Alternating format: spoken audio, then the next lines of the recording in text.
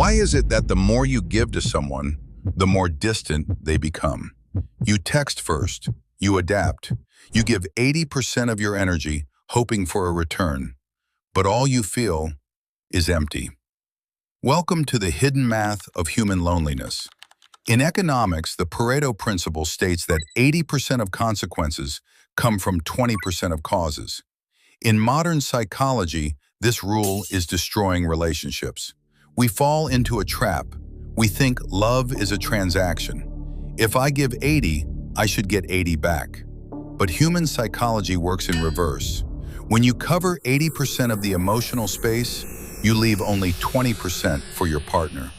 You strip them of the opportunity to miss you, to choose you, to invest in you. By overgiving, you turn yourself into a predictable background, losing your emotional value. Your value drops to zero because you are always there.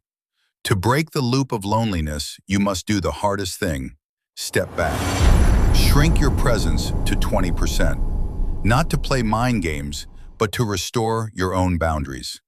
Give them the space to step forward.